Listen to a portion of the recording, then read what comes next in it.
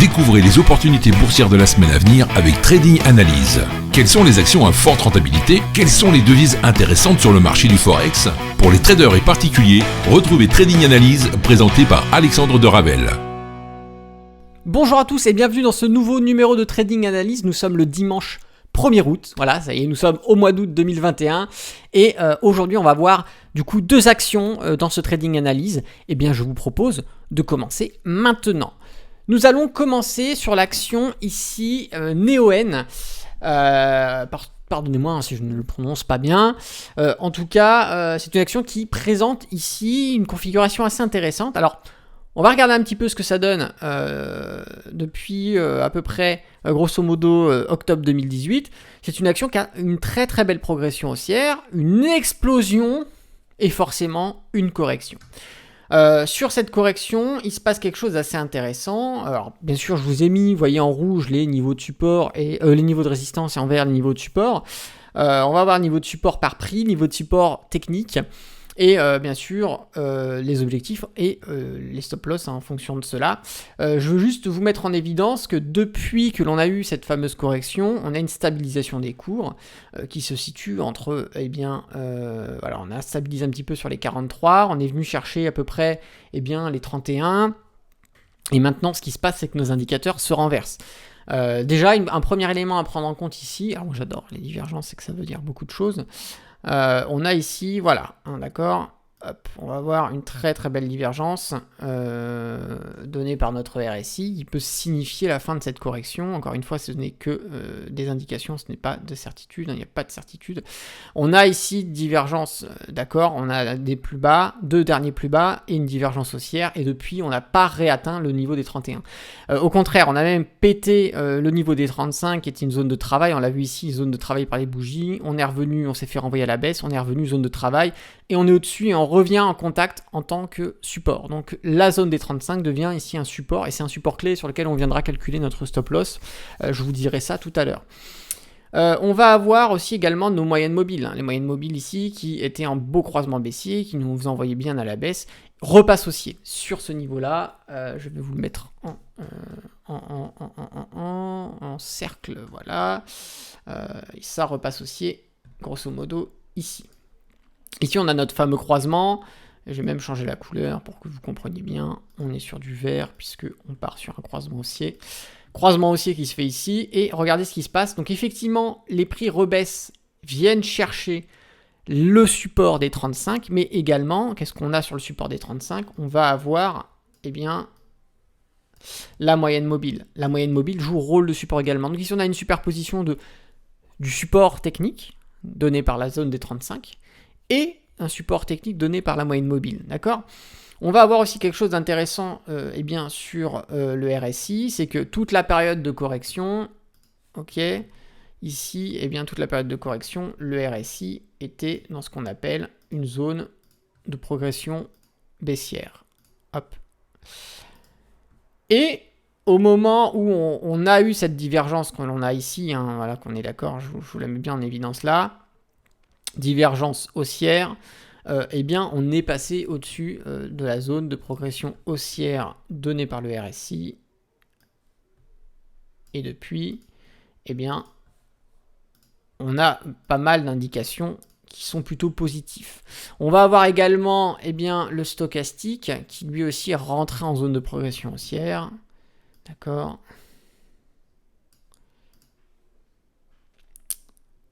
Hop, hop, hop.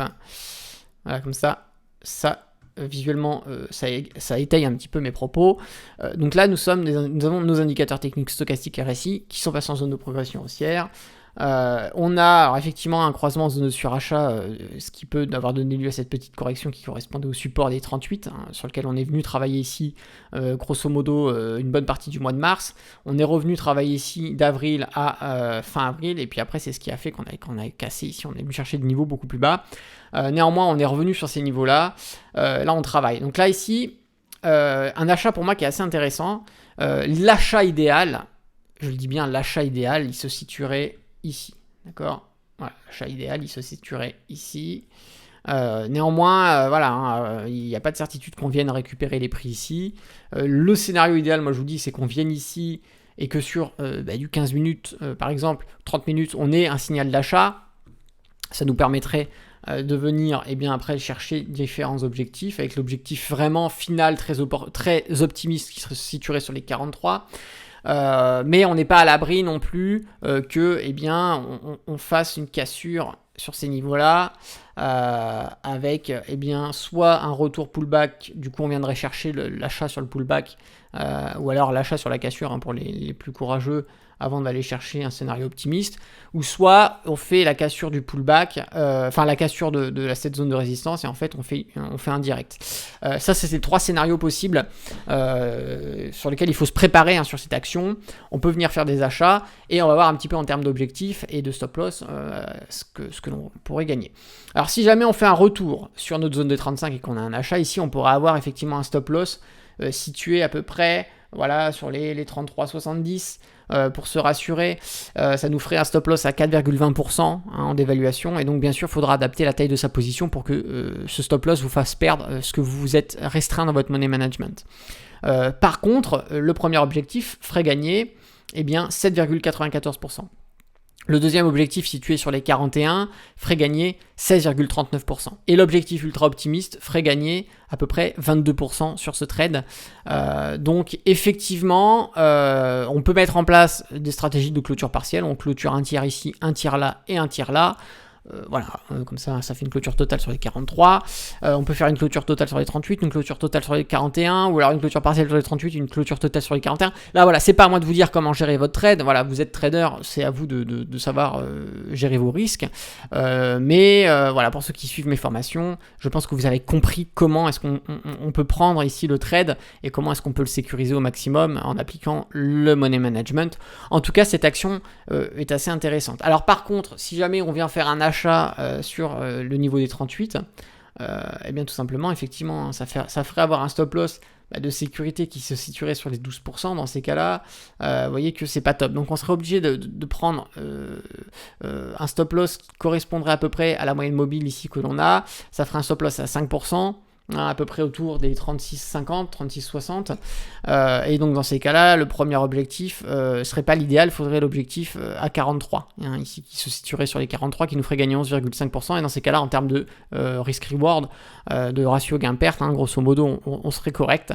Donc voilà, le trade idéal, ce serait ici. Sinon, le trade ici passerait, mais dans ces cas-là, il faudra adapter, bien sûr, le stop loss et on aurait un peu plus de risque, mais les gains seraient quand même assez intéressants à faire.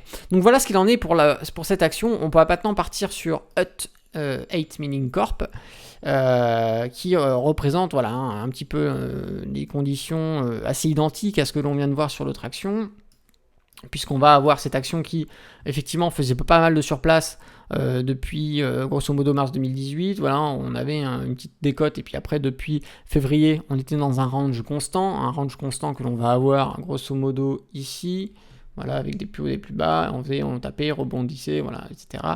Et c'est vraiment à partir grosso modo de décembre 2020 que l'on a explosé à la hausse, d'accord, on a tout a pété. Forcément, qui dit explosion à la hausse dit au bout d'un moment une correction, et ici on le voit, la tige, parce qu'entre la sortie du range et cette tige, on a fait grosso modo 528%, donc forcément qu'il y ait une correction, c'est tout à fait normal, ça aurait justement pas été sain qu'il n'y en ait pas. Et là ce qui se passe, c'est que on va avoir ici les deux plus bas, d'accord. On va avoir le RSI ici, léger. Alors c'est très très très léger, d'accord. On le voit, le RSI a une légère divergence haussière. Et d'ailleurs, ça crée une droite de tendance sur laquelle le RSI vient rebondir, bim, bam, ici, parce que l'on va avoir un premier rebond, ici, normal, c'est la zone de départ. Un deuxième rebond ici, un troisième rebond. On va même avoir un troisième rebond ici, excusez-moi. Un quatrième rebond ici, voilà. Et donc cette droite de tendance, elle tient bien et elle nous fait passer. Alors attention, on était en zone de progression baissière juste ici. Et grosso modo, on commence à tâter un petit peu. Alors, je vais vous le mettre en rouge pour qu'on puisse bien voir. Et on commence à passer en zone de progression haussière, grosso modo depuis ce moment-là, et on se stabilise dessus. Encore une fois, il n'y a aucune certitude, c'est toujours des probabilités, il faut le comprendre. Pour le stochastique, ça va être la même chose, repassage en zone de progression haussière, ici, d'accord, hop, hop. Et donc c'est quelque chose d'assez intéressant, c'est qu'on va avoir également nos moyennes mobiles qui, à partir de ce moment-là, ici, vont avoir justement ce fameux croisement en progression haussière. Donc là, on a pas mal d'indications sur une reprise de tendance haussière. Alors attention, il y a toujours, encore une fois, encore aucune certitude. Ce ne sont que des statistiques, des probabilités. Ne venez pas vous dire, oui, regardez Alexandre, tu m'as dit d'acheter, j'ai acheté, c'était pas bon. Je vous donne des indications sur des analyses. Maintenant, c'est à vous d'être assez intelligent pour savoir prendre les risques qu'il faut prendre et prendre de trade s'il faut le prendre, avec votre stratégie. Si vous n'avez aucune stratégie, si vous n'avez pas géré votre money management, si vous ne savez pas gérer votre psychologie, ça ne sert à rien, effectivement, de rentrer en position. Vous risquez de faire de la merde. Dans ces cas-là, je vous conseillerais plutôt de suivre une formation ou d'apprendre, de continuer votre apprentissage. Sinon, effectivement, on ne rentre pas sur les marchés boursiers les mains dans les poches en se disant la one again, beast to fly, on va bien voir ce que ça donne. Dans ces cas-là, vous ferez partie des perdants, ça c'est clair. Ici, on a un scénario assez idéal puisqu'on va se retrouver sur une zone de travail qui se situe sur les 4,50. On a une zone ici où on a bien travaillé, 4,50. On est revenu ici, on a travaillé 4,50. Ça a été une résistance, encore de nouveaux résistances. Et là, c'est en train de faire un support sur les dernières bougies. Donc on peut avoir un niveau assez intéressant pour positionner un stop loss, puisque le stop loss idéal ici se situerait en dessous de notre moyenne mobile. Et du coup, si on rentre maintenant à l'achat, bien sûr, en cherchant sur du 30 minutes ou 15 minutes des unités de temps un petit peu plus petites, un point d'entrée, on aurait ici effectivement un stop loss qui se situerait en dessous de notre moyenne mobile, donc à peu près sur les prix des 4, à peu près 4 piles, ça nous ferait une décote à 15% à peu près.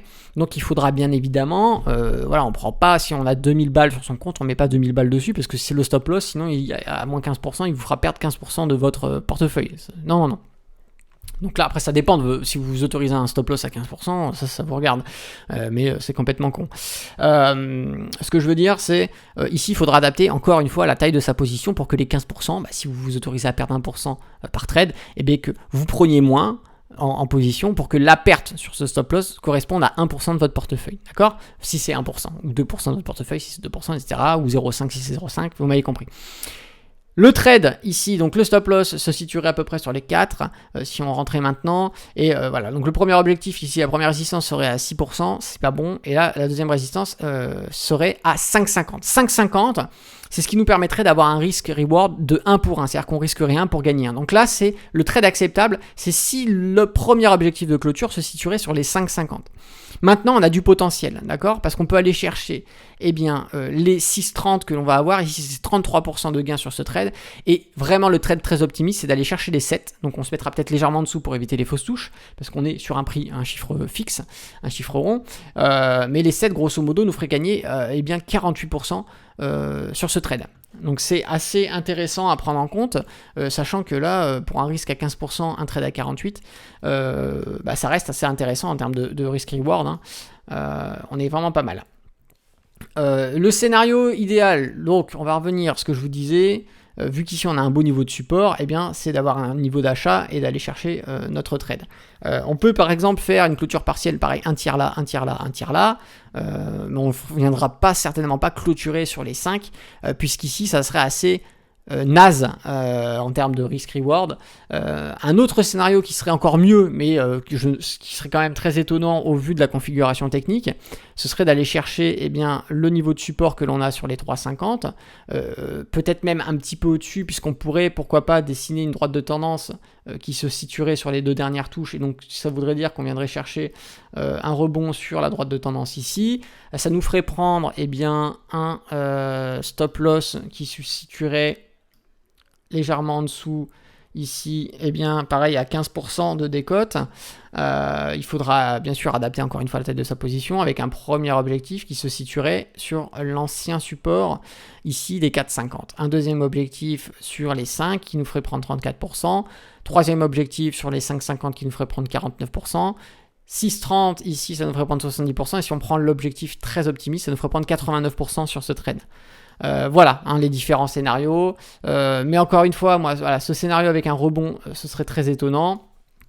Je pencherais plus peut-être en termes de probabilité pour celui-là, sachant que quand on regarde les volumes ici qui sont en constante augmentation, on peut plutôt partir sur un scénario haussier assez rapidement, donc plutôt sur le premier, celui-là. Donc allez chercher les 7. Voilà, je dis que c'est le scénario très optimiste, on peut très bien aller chercher les 5,50 et repartir à la baisse, attention. C'est pour ça c'est à vous de voir un peu ce qui vous arrange et comment vous voulez gérer votre trade. En tout cas, voilà, hein, ça ce sont les deux actions que je vous ai présentées, qui présentaient pour moi une bonne configuration. On est sur une action, deux actions qui sont assez intéressantes et qu'il va falloir surveiller. Bon, en espérant que ça vous donne beaucoup de résultats, mais encore une fois, c'est pas parce que je vous présente ces actions que dès lundi, dès demain, il faut les acheter bêtement, sans réfléchir. Il y a un travail d'analyse à faire. Vous êtes trader avant tout, d'accord? Vous êtes trader, donc que vous fassiez du swing trading, de l'intraday, vous êtes trader et c'est à vous de prendre la décision. C'est pas à moi de la faire pour vous. Cependant, je vous présente des opportunités. Maintenant, vous en faites ce que vous voulez. En tout cas, n'hésitez pas à mettre un pouce sous cette vidéo, à vous abonner aussi à la chaîne YouTube et en activant la cloche. Comme ça, vous recevrez les prochains trading analyses. Vous recevrez aussi des autres vidéos que je fais le mardi et le vendredi essentiellement. Et puis, si vous avez envie de réagir ou au contraire, vous voulez présenter aussi d'autres opportunités parce que peut-être que vous avez trouvé une action intéressante, n'hésitez pas à le faire savoir à la communauté en le partageant dans les commentaires. Voilà, en tout cas, c'est Alexandre, le trader indépendant. Je vous remercie d'avoir regardé cette vidéo. Je vous dis à bientôt dans une prochaine vidéo. Et d'ici là, tradez bien sur les marchés financiers. Ciao!